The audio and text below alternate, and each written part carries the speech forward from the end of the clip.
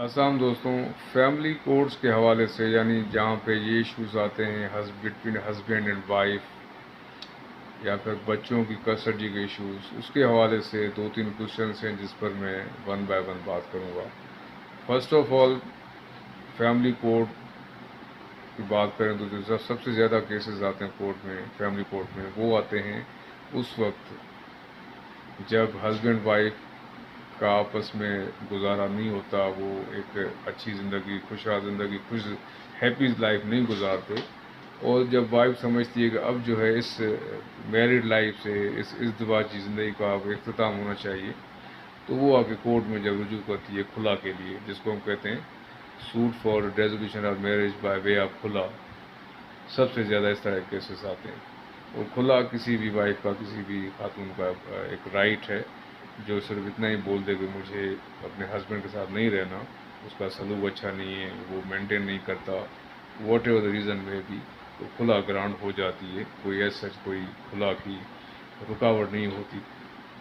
हाँ, ये ज़रूर होता है कि हस्बैंड को जब नोटिस आता है और एक प्री ट्रायल स्टेज भी अगर हस्बैंड अपनी वाइफ को कन्विंस कर ले कि वो अपना केस वापस ले ले और वो वापस एक हस्बैंड वाइफ की तरह एक खुश ज़िंदगी गुजार सकें, ऐसे भी होता है। ये नहीं है कि एक बार खुला केस वाइफ ने फाइल कर दिया तो वो फिर वापस नहीं होता। हमने ऐसे भी देखे हैं वाक़यात के जहाँ पे बीवी ने खुला का केस फाइल किया, हस्बैंड को नोटिस गया, वो आया, उनको प्री ट्रायल स्टेज पे उनकी सुलह हो गई और खुला का केस वो विड्रॉ करके वापस अपने हस्बैंड के पास चली गई। तो ऐसा भी होता है। और फिर ये भी होता है कि प्री ट्रायल फेल हो और खुला ग्रांट हो जाती है, तो ये तो एक हो जाता है खुला का, यानी निकाह की कैंसिलेशन ऑफ निकाह या तंसी के निकाह, शादी ख़त्म करने का। हस्बैंड तो डायरेक्ट डिवोर्स दे सकता है, लेकिन wife has to approach the court for खुला से कोर्ट से मिल सकती है वो खातून को। अच्छा, ये तो हो गई ये फर्स्ट स्टेज, यानी फर्स्ट टाइप ऑफ केसेस। उसके बाद अगर चलें शादी के दौरान बच्चे पैदा हो गए और सेपरेशन हो जाती है, तो फिर ये एक डिस्प्यूट आता है कस्टडी ऑफ चिल्ड्रन का, कस्टडी ऑफ माइनर चिल्ड्रन का। अगर बालिग हैं बच्चे तो फिर तो उनकी मर्ज़ी है, वो फिर उनकी मर्ज़ी के ऊपर होता है। It is up to their sweet wish कि वो चाहे बाप के साथ रहें, चाहे माँ के साथ रहें। But if they are minors, अगर छोटे हैं बच्चे, इस काबिल नहीं है कि वो अपना अच्छा बुरा समझ सकें, तो उस सूरत में फिर ये कोर्ट के पास पावर है कि बच्चे की वेलफेयर के मुताबिक कोर्ट फैसला करे कि बच्चा आया माँ के पास रहे या बाप के पास रहे।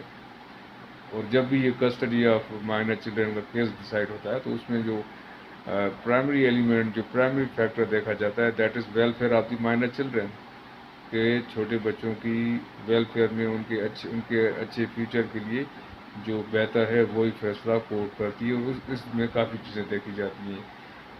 फाइनेंशियल स्टेटस देखा जाता है, अगर बच्चा माँ के पास जाता है तो माँ के पास उसकी तरबियत कैसे होगी, बाप के पास जाता है तो बाप के पास कैसे होगी। तो ये सारी चीज़ें देख के अगर बच्चे की कस्टडी माँ के हवाले की जाए, तो उस सूरत में भी बाप बड़ी ज़ुबान नहीं होता। औलाद का सारा खर्चा, बच्चों का सारा खर्चा, मेंटेनेंस बाप को देना पड़ता है as per the income he is earning. बच्चे भले माँ के पास रहें, बाप से एक मीटिंग शेड्यूल बना दिया जाता है कि इस तरह से बाप बच्चों से मिल सकता है। कोर्ट्स में फैमिली हॉल्स बने हुए हैं जहाँ बच्चों से मिल सकता है, या कोर्ट कोई और अरेंजमेंट कर देती है, ऑर्डर में लिख देती है कि हफ्ते में एक दिन या 15वें दिन में या महीने में एक दो बार बाप बच्चों को अपने साथ भी लेके जा सकता है और वापस फिर एक दिन के बाद माँ के पास छोड़ दे, या आए बच्चों से मिले 2 3 4 घंटे मुनासिब टाइम दे के और चला जाए। तो इस तरह से ये सारी चीज़ें मतलब बहरहाल उसमें कोर्ट ऑर्डर्स में डिटेल के साथ होती हैं। तो ये हो गई कस्टडी ऑफ माइनर चिल्ड्रन के हवाले से। फिर एक और केस आता है गार्डियन एंड वार्ड्स एक्ट है। गार्डियन कहते हैं यानी सरपरस्त को, और वार्ड यानी छोटा बच्चा under the age of 18 minor. उसका मिसाल इसमें कैसे दी जाए, केसेस किस तरह के होते हैं कि एक तो होता है कस्टडी का सिर्फ केस हो। अगर कस्टडी में तो ये होता है ना कि भले बच्चा माँ के पास रहे और बाप आए और मिलता जुलता रहे, लेकिन ऐसे भी हालात होते हैं कि जहाँ पे अगर बाप समझे डिसअपियर हो जाता है, उसके वेयर अबाउट्स का नहीं पता, سیپریشن میں تو ہو گئی، ہسبینڈ وائف کی سیپریشن ہوئی، بچہ پیدا ہے، اور والد جو ہے بچے کا وہ کہیں چلا جاتا ہے یا وہ انٹرسٹ شو نہیں کرتا، تو اس وقت میں ماں کو ظاہر ہے اپنے بچے کا بے فارم ایشو کرانا ہے فار ایجوکیشنل پرپزز. آج کل اسکول میں ایڈمیشن بھی بے فارم کے بغیر نہیں ہوتے، اور پھر پاسپورٹ بھی ضرورت پڑتی ہے، آؤٹ آف کنٹری جانا ہے. تو کافی ریزنس ہو سکتے ہیں جس کے لیے ماں کو یعنی کورٹ کے آرڈر کی ضرورت ہوگی. اس میں یہ گارڈین شپ سرٹیفکیٹ کے لیے اپلائی کیا جاتا ہے گارڈینس اینڈ وارڈ کورٹ میں. گارڈین وارڈ کورٹ کا یہ مقصد ہوتا ہے کہ گارڈین اپوائنٹ کرے. اب وہ گارڈین سرٹیفکیٹ جب مل جاتا ہے تو جب ماں نادرا کے پاس جائے گی بچے کو لے کے، تو نادرا والے پھر ماں سے یہ نہیں پوچھیں گے کہ اس کا باپ کہاں ہے، کیونکہ جب بے فارم بنتا ہے تو پیرنٹس کا ہونا ضروری ہے، مدر کا اینڈ فادر کا، یعنی پیرنٹس دونوں ماں باپ کا ہونا ضروری ہو، تبھی نادرا سے بے فارم ایشو ہوتا ہے، یا پاسپورٹ بناتے وقت بھی ضرورت پڑ سکتی ہے. لیکن اگر گارڈینشپ سرٹیفکیٹ ماں کے پاس ہے تو پھر اسی کی بیسس پہ اس کو بے فارم مل جائے گا، اس کو بچے کا پاسپورٹ مل جائے گا، اور بھی کوئی بھی ڈاکیومنٹیشن کرانی ہے جہاں پہ باپ کے آنے کی ضرورت ہوتی ہے نارملی، تو اس کی جگہ پہ گارڈینشپ سرٹیفکیٹ ہو تو وہ پھر ماں کو مل جاتے ہیں سارے ڈاکیومنٹس. تو یہ کچھ کیسز ہیں جو 2-3 قسم کے جو کہ زیادہ تر آتے ہیں فیملی کورٹس میں اینڈ گارڈین وارڈ کورٹس میں.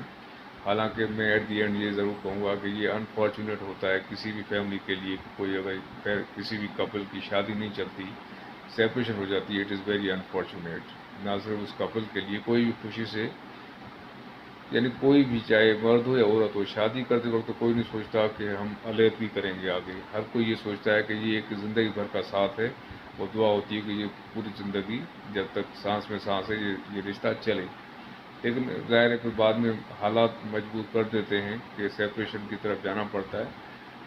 تو یہ تکلیف دہ عمل ہوتا ہے عورت یا مرد کے لیے، لیکن جو سب سے زیادہ تکلیف دہ عمل ہوتا ہے وہ بچوں کے لیے ہوتا ہے. کہ بچے بڑا اس سے سفر کرتے ہیں کہ ان کے جب پیرنٹس سیپریٹ ہو رہے ہوں تو بچے بھی بکھر جاتے ہیں، اور بڑا ان کے لیے مسئلہ ہو جاتا ہے.